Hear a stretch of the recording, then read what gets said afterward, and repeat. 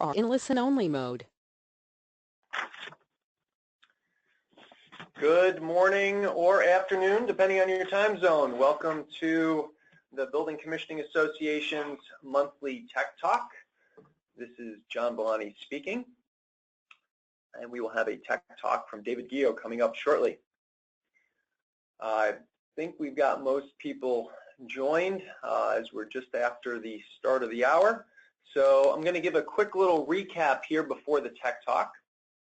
And that recap is to talk about one of the highlights for the Building Commissioning Association, one of the things that we've done for many years. This year was our 25th anniversary, and that is the National Conference on Building Commissioning. Got to see a lot of familiar faces there, a bunch of new faces there this year, and it is a wonderful event. Couple things to think about NCBC, just kind of a recap. Personally, I have been going to NCBCs back as far as 2001 was the first one I was at, and so you could say I'm a little bit of a veteran with it. It was interesting to hear some commentary from others about it. One person said to me it was one of the most professional NCBCs they've ever seen. It was really well done, really high quality. And what that transferred when I asked more questions, what does that mean? It was the depth of the knowledge, the depth of the presentations. We've long since gotten beyond kind of what commissioning is, what the process is, but way down in deep technical dives in the sessions. The sessions are filled with a lot of technical knowledge. We had a great pre-conference workshop by David Sellers. For those of you like myself who can be an understudy to Dave Sellers, I mean, he's always got something to learn. So it was a wonderful opportunity for that, and I know I've heard some rumblings and rumors that there might be some more David Sellers again at a future NCBC. So stay tuned for that. Couple things to recap again about it. One is there was a lot of commentary at the closing plenary session about training and what's out there. There was discussion about things like the younger generation and the millennials. And it's interesting that those questions are coming up, and the question was posed, how do we train this younger generation? And I think we can all look introspectively and all say that there's room for improvement within ourselves and what we're doing. And I would say within the BCA, we have made a tremendous step forward. And I would probably argue one of the most comprehensive training programs anywhere in the commissioning world is available through the BCA. And up on the screen, you see the BCXA University site, which includes on-demand courses, in classrooms, webinars, the certificate program. It's interesting that folks were asking about training when the BCA has published and got this out there. And there's work being done by the Training and Education Committee to go back and revamp some of these training modules within the on-demand courses. So we are continuing to look introspectively and say what needs improvement. Certainly, I'll put a call out for volunteers. Anyone interested in helping, we could always use some. But when it came to the training question, well, the answer is we have a lot of it already here. And that is one of the premier locations out there that I'm aware of and that was brought up to my attention of training out there in the industry. So that was a common theme was this next generation of providers, the younger folks that are coming into our industry. What do we do with the other people in our firms to get them trained besides just what you do within your own organization? And for that point, I'd like to bring up that NCBC provides a tremendously wonderful training opportunity for your younger staff. We were fortunate enough to have a few of our younger staff, I'm talking younger staff like under 25, join us, at NCBC, and we've done that, and these younger engineers find this a great opportunity. I heard tremendously great feedback from them. that they really valued to be able to sit in these sessions and hear from industry experts from across the country and world, for that matter. So that's a bit of my recap there. A couple other things to just let you know what the BCA is up to and what we're doing. We did have at the start of NCBC the leaders within the organization. That would be chapter leaders, the international board leaders. We've met for a couple days at our leadership retreat. And one of the outcomes of that is what we're doing right now, TechTalks. We have developed a program where we will be delivering a Tech Talk each month. And I think we've got just about all of 2018 slots filled. So this is a member benefit to go out to all of you. It's part of what you get as being a member of the BCA. Another thing that BCA is up to is a lot of advocacy. You may not see it, you may not hear about it, it's not always on the website, but there is a lot of things that our members are doing at the chapter level and the international level. We are currently working with the International Code Council, trying to redefine what commissioning is in the codes, and we have members sitting on their panels and as subject matter experts. So working behind the scenes, same thing with Department of Energy and the Commercial Workforce Credentialing Council. We're sitting on some of their meetings and panels, as well as in the green building industry panels, to basically define what commissioning is, help further expand it, and really create demand and a high level value for commissioning and not let it be, if you will, commoditized. These are all things that are the BCA is doing, the university, the NCBC, the Tech Talks, the advocacy. These are things that are pillars to the Building Commissioning Association. And with that, I do need to do my plug and say membership drive, membership renewal is coming up at the end of the year. We are the only association that is 100% exclusively focused and devoted to commissioning. We're the only one out there that can make that statement. So we look for that membership renewal. It's vital to our organization and providing the resources. So we look for that coming up here in the next close of this year as we get into the start of next year. So you will be seeing more of that coming. So with that is my recap. And I'm going to, bear with me as I click a few buttons.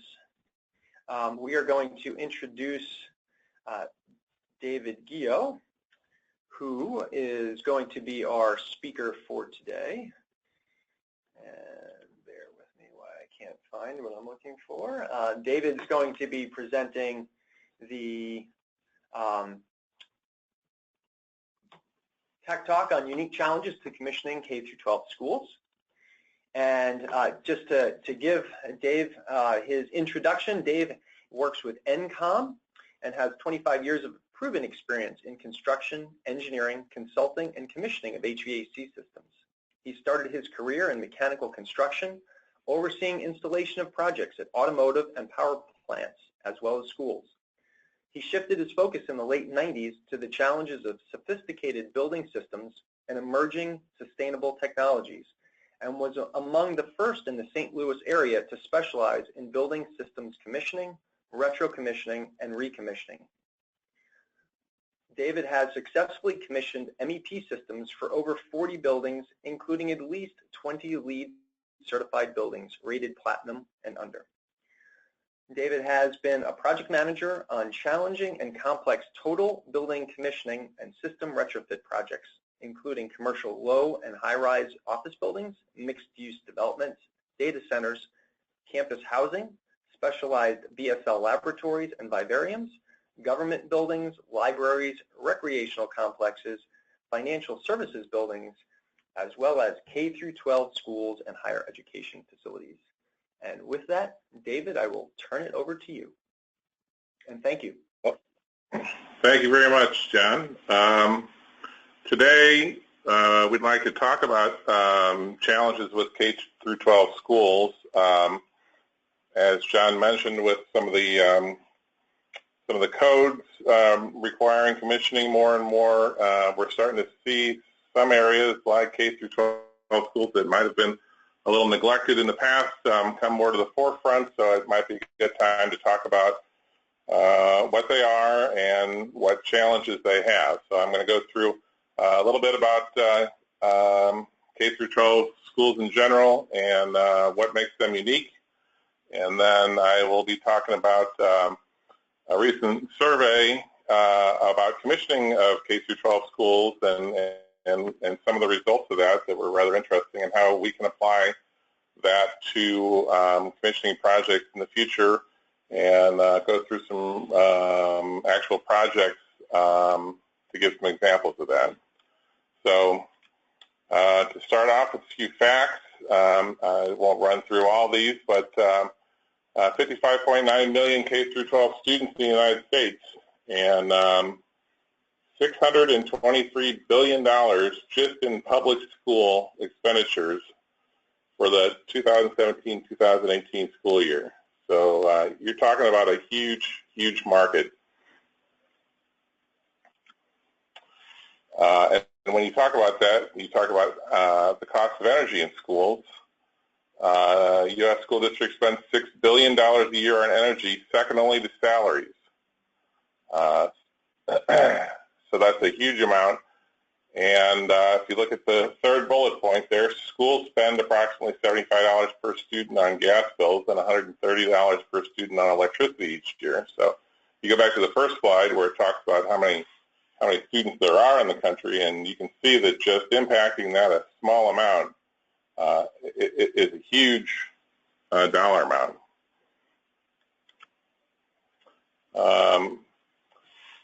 A little bit about school environments. I think it's pretty well known that school buildings have an effect on student health and learning. 26% of the nation's school buildings have inadequate quantities of fresh air. And it's been shown that improving indoor air quality can reduce absenteeism rates, which is not only important for student learning, but also because a lot of times operating budgets are determined by attendance, and absenteeism has a big impact on that.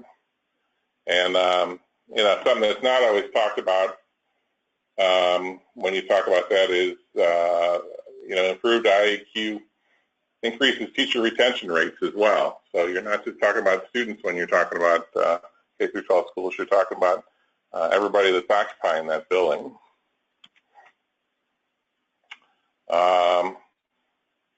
For school environments, natural daylight and views are important, and it's been shown that increased testing scores are a result of adding those things in schools. Acoustics is very important, and I'll talk about some examples of that later. And as we grow as a society, technology is becoming more and more important. And things that didn't exist 10 years ago are now almost required in schools, and so they're being added. Wireless access points, voice and data systems, security systems, safety systems, lockdown. Just today at lunch, I heard in our local area there was a school lockdown because of an incident outside in the parking lot earlier today. So that's obviously important. And then, the ever popular complaint in many buildings and in school buildings and staff is temperature in school environments. So what makes K through 12 schools unique? Well,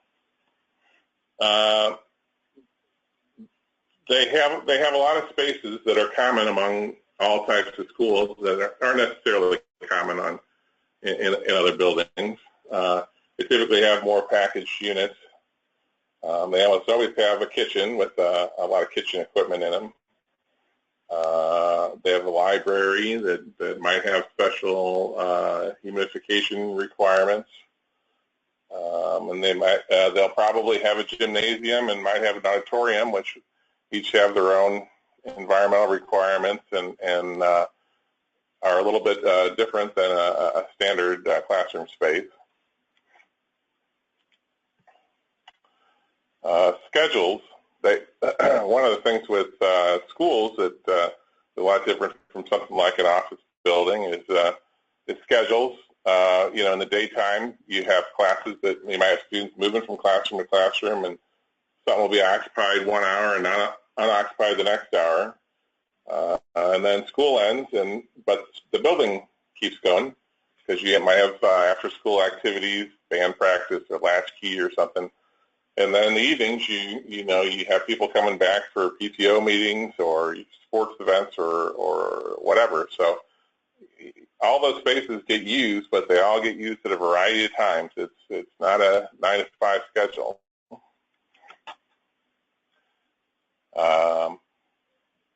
K through 12s have unique budget constraints. A lot of times, the budget of a school is locked due to fixed bonds. And so when you talk about a design and a payback trade-off when you're looking in design, it might be less important for a school because their budget's blocked. Also, construction and operation budgets might come from very different sources in a school. And the budget for engineering may be smaller. And all that may lead to commissioning being added later in a project, which we all know is not ideal, but is often a reality. So for K through 12 schools, they have design challenges such as the budget constraints I just mentioned. Might mean that they're less flexible in their design. They have a lot of security concerns now that they might not have had 10 or 15 years ago. Lockdown cameras, communications,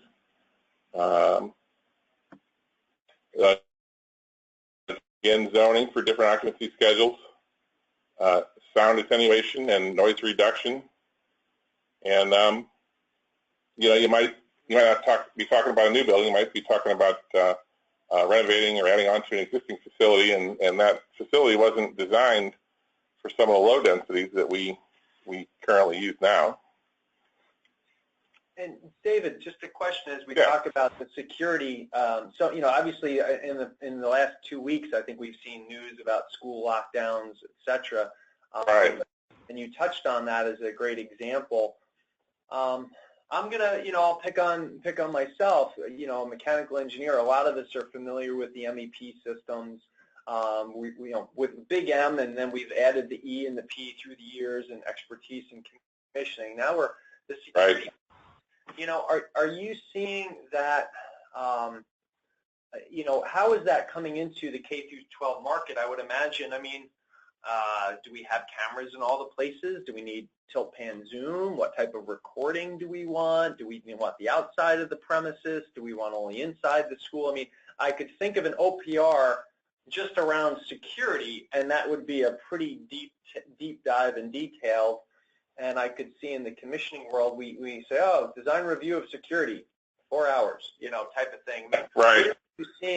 Where are you seeing the level of security in light of all the things you've seen in the news? Is that really, are you seeing a lot of traction around that and people wanting to spend a lot of focus, or is it still relatively light and just make sure it all functions whatever was designed?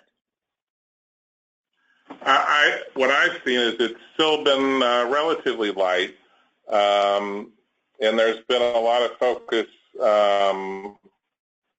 on lock doors and speakers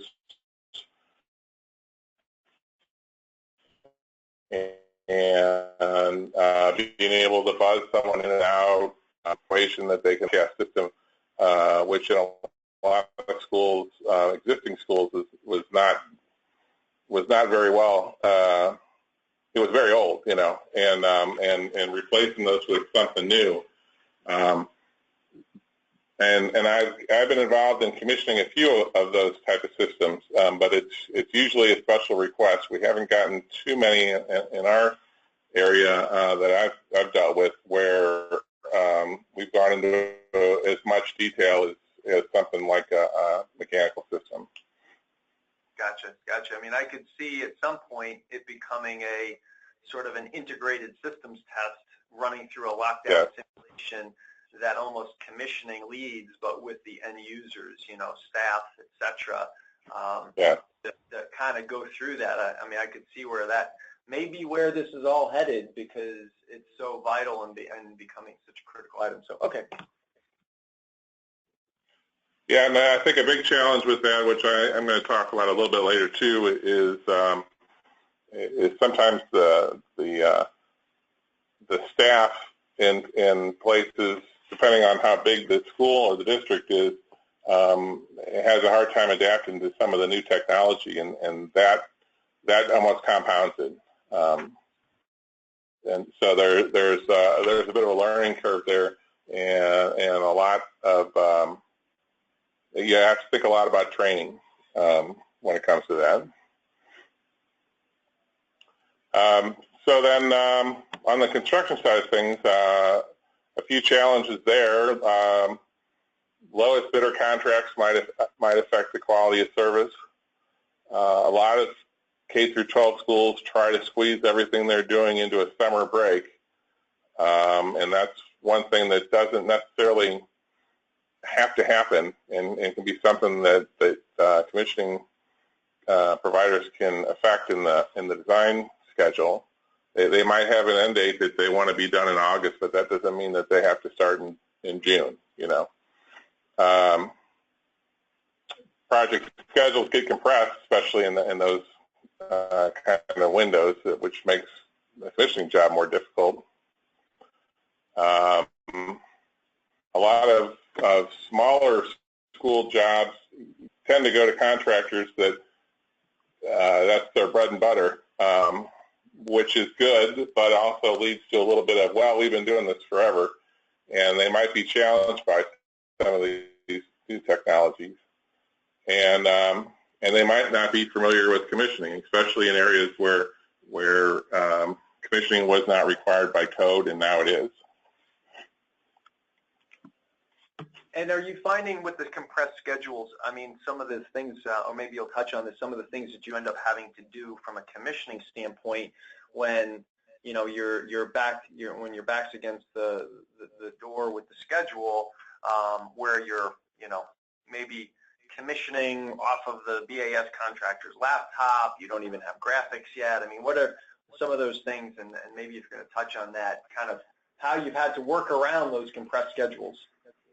Yeah, well, I think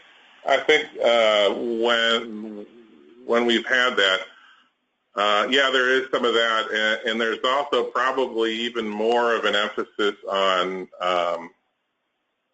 scheduling and coordination, because you really got to bring everybody together and make them understand what your goal is. And say, I understand what your schedule is, but we have to get this done. And that's almost always a challenge in commissioning. But with a compressed schedule and sometimes a hard deadline, like the start of school, it's even more important to really be on top of the construction side of things to make sure that you're in that window, Gotcha. So, how can commissioning enhance K-12 buildings? Well, there's a paper that came out this year that was based on a survey of stakeholders of K-12 commissioned schools over the last, I think, 15 years up in the Pacific Northwest. And it was interesting. It had some interesting results, some kind of confirmed things that we always felt as commissioning providers, and also kind of opened up some areas to say, here's what the people that we work with and we work for think are areas that could use some improvement. So this slide, I talk about some of the positives. Commissioning was felt to have a positive impact on the delivery of a building, and for the most part facilitates effective turnover. So the architectural firms score that a bit lower than everyone else. Reduces warranty issues and saves on operating costs. So it's kind of a nice confirmation of what commissioning providers have been saying for quite a while. And it was felt that commissioning has generally gotten more effective over the years. But there were areas that they found needed improvement. One of the more important highlights was that commissioning needs to be an integrated part of the delivery process, and the more collaborative the team is, the more effective it tends to be, which goes back to my comment about a compressed schedule. Also, again, especially with smaller buildings, but owner's project requirements documents need to be consistently developed. And I know, whether it's a school project or not, it seems like pulling teeth sometimes to try to get that document defined, whether it's K-12 school or not. Commissioning providers should join the project team at the design development stage or earlier. Easier said than done with the funding I discussed earlier, but a confirmation of another thing that we say a lot in commissioning. And clearly specify commissioning and design and construction contracts, which again sometimes goes back to how early you get hired in the commissioning process. So with that, I'm going to talk about design, construction, and acceptance phases of a project, and what considerations there are in doing those, and then some examples in each one of those where commissioning highlighted an issue and might be something to take away thinking on your next K-12 building. This is something that I look at. So design phase considerations. Again, when you're doing a design review or you're working with the design team, things to be looking out for. Upgrading to energy efficient lighting. It's an easy thing to say, but man, has lighting changed in the last 10 or 15 years. It's incredible. Daylighting. I personally do not see a lot of projects with daylighting, but again, daylighting is linked to improved test scores. So, it's worth investigating, asking the question. Energy recovery ventilation can save energy, primarily natural gas. When you're talking about schools that have a standard August through May or June schedule, demand control ventilation for the varying occupancies, and new cooling systems, which are 14% more efficient and use 20% electricity than 15 years ago. I just had a project not too long ago. It wasn't a K-12 school. It was a rec complex where they had some older units, 15 to 20 years old, and they loved the units, but they were struggling, and they were really interested in just gutting those and trying to rehab them rather than replace them, and the efficiencies are just not there for something like that. Again, another area where you've seen big improvements over the last 10 or 15 years. So I have two examples, two different projects that I have outlined for design, construction, and acceptance examples. And one of them is a high school. It's a high school addition where they had an underfloor air distribution system on the second floor. And there was a lot of problems with that system, but in the design phase, what happened was that there was a pretty weak specification for the underfloor system. There was no constraints on the air plenum ceiling or the air tightness requirements, and it really came back to bite them. And so, an example of an impact on on the design phase in a school is really looking at that specification, because again, some of your contractors may not be looking at that specification, and and if you make a tight specification and you really drive it home with the contractors, it really improves that coordination during construction. The second project I'm going to talk about through all these is it was a new K through 6 school, and again in the design phase there was practically no mention of noise issues, what kind of decibel requirements were needed for classroom noise levels.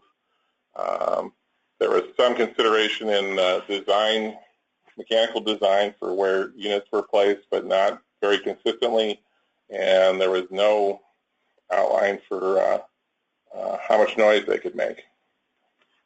And again, it came back to haunt them. So in the construction phase, a few considerations in commissioning. Again, the commissioning specifications need to be better understood and enforced by the construction team. That was a result of that survey as well, that they don't need to just be generated, they need to be understood, and that facility operators and maintenance staff need to be better integrated into the commissioning process. Every project that happens on usually trends towards a more successful project. And collaborate with the project team early and often. Again, what I said with the compressed project schedules. So back to our examples in that high school, the installer of this underfloor system was not very familiar with underfloor systems and did not, with the spec, it didn't really lay out some guidelines for him. It didn't get installed very well. There was gaps in the plenum wall separating the UFAD areas, and you can kind of see that in the first picture there, where the conduit goes through the wall there, and there's another area on the lower portion of the wall. It's just a big open gap, and the area above at the top of the plenum area is an open gap. There's just a lot of air leakage. The second picture shows at the top of a plenum wall, right at a window, and there is no seal along there, either at the top of the wall or between the window and the plenum wall. So air was leaking from that plenum across that top of that plenum wall and then down into the floor below. And so as a result, in order to try to compensate for that before we went in and commissioned, they tried increasing the fan speed to overcome all the leakage.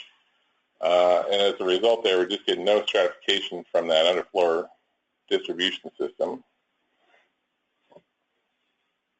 So, again, recognizing that in some of these areas, this might be a common installation in a office area, or getting more common in an office area, might not be as common in schools, and there might need to be some more time and attention paid to the contractors in the installation in the school arena for some of these technologies that they might not be used to. For the K through 6 school, they had a lot of noise issues, and it was difficult at the time to go back and say these are what the noise levels should have been, because it wasn't very tight in the design. But they had some fan terminal units in the corridors instead of in the classroom ceilings, which is good. But the noise was so loud from them that you could hear them in the classrooms. And they had, like, for example, they had an art room that had a dedicated exhaust fan, but it was right above the ceiling grill. It just turned right down into it. So it was about halfway through the art room, and if you sat halfway or back in the art room, you couldn't hear the teacher in the front of the room. And then they had areas where just duct sealant wasn't well applied and led to a lot of whistling noises. Again, some things that you might have in office spaces or other types of buildings, but might really be important in a classroom setting where one person standing at one end of a room and trying to address a whole room.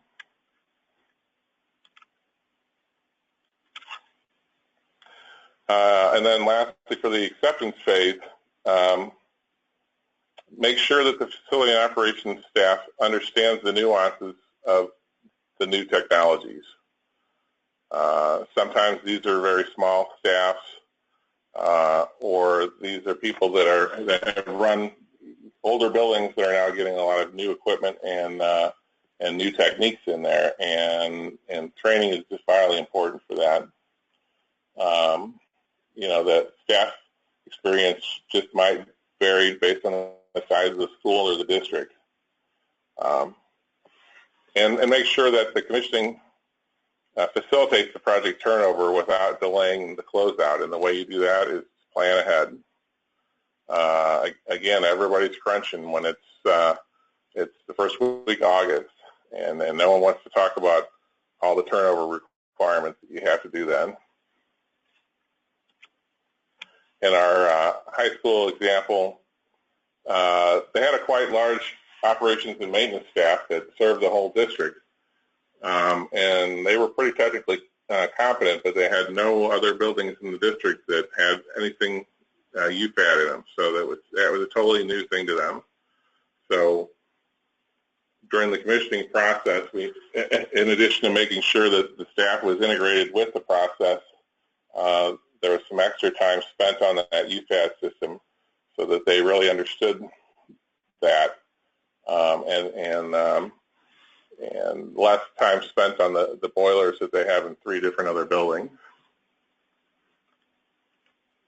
With the K-6 school, that was a typical school. It was a new school replacing an old school, and they had 2 facility operators that I think had students in the school at one point, and they retired, and they were now maintaining the grade school, and they were having a hard time keeping up with what they were doing, and they were not necessarily, that was not necessarily their first profession. So a little more training, hands-on training was required with them. And even then, there was probably a few more warranty calls when we went back and looked that were initiated in the early part of the acceptance phase just because of their lack of experience with some of that equipment. So knowing your audience when it comes to the acceptance phase and sort of working with their deficiencies to help make the operation of the building better is pretty important. And John, that's all I have. Okay. Well, I'll point a few things out or ask a couple questions. Uh-huh. One of which I was talking before we started about NCBC, and as an example, I was talking about some of the technical dives and how deep they were.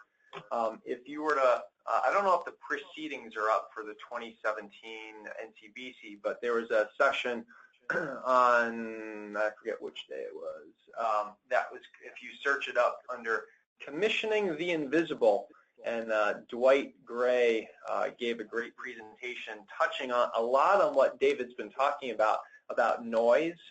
His one example was noise, and a project that they were working on where things had gotten awry. And if you want to see a little more about K-12 commissioning and sound, that's a great presentation I went to at NCBC. Again, expanding on this tech talk a little bit further, so kind of pointing there. So that was Commissioning the Invisible from NCBC this year. And, I think, David, you touched on a few things. One of my favorite, I'm going to say, kind of horror stories, you never want to have one of your commissioning projects make it on the evening news. I had that opportunity, and you nailed it. It was a UFAD system. It was a K-12 school project. The contractors weren't familiar with it. I don't really know who or why they sold it as a UFAD, why that was the best thing to do. But Yeah. the interesting story here, and David, you've touched on this a lot, was contractors were in a rush, controls weren't finished. Because I had done a lot of UFAD work, I really worked with the contractors to improve the tightness of the underfloor plenum, so hit on a lot of the things you touched on. So they'd made it really tight, and they'd done a really good job, except the static pressure control hadn't been even hooked up yet. So the contractors turn it on, the fan goes to 60 hertz. Well, this was a 2-story elementary school with a curtain wall design. The curtain wall was fixed and locked in at the bottom, at the ground floor, and at the top of the second floor. So structurally, pinned and locked in. At the second floor, the floor of the second floor, okay, or the ceiling of the first floor, you just had these little angle brackets. And again, I'd worked with them and said, let's make sure air can't go from that second floor, underfloor plenum down into the ceiling of the first floor. Let's make that all nice and tight. And they did. Well, when there was that much air at the second floor, underfloor plenum, pushing on the exterior wall, it actually blew out all the little angle brackets, and it bowed the whole curtain wall of the building. Oh, boy. So, yeah, it made the evening news.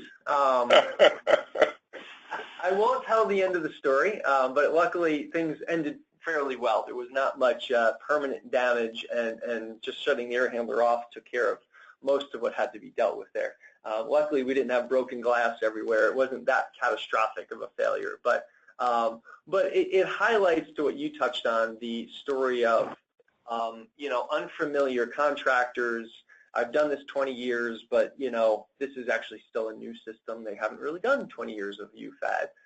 Engineering staff not familiar with it. Controls contractors not understanding the severity of what they're dealing with. A lot of those complications, all of which to the scheduling question. We were jammed right into the Friday before school starting Monday, or whatever the story was. So you highlighted a lot of the areas of concern and hit a lot of those touch points, and that's the key thing for Tech Talks, is this is trying to give our members education on that. So I thank you very much for that. Yep, they're up. I think we are out of time, so I don't see any questions in the chat window. I should have said that much earlier. If you had a question, throw a question in the chat window. But I thank you, David, very much for putting this together for our members. Okay, thank you. And with that, I don't see anything else popping in there, so I'm going to say thank you to all. Stay tuned. I think we have, or I know we have one more Tech Talk coming up in December. I apologize. I am ill prepared. I do not recall what that is. So I will postpone telling you that information, but stay tuned from the BCA, and we will get out the next Tech Talk. Look in your inbox, and you will see that. And this will be a regular event moving forward as a monthly opportunity. So thank you all for participating, and we will see you next month. Thanks, David. Thank you.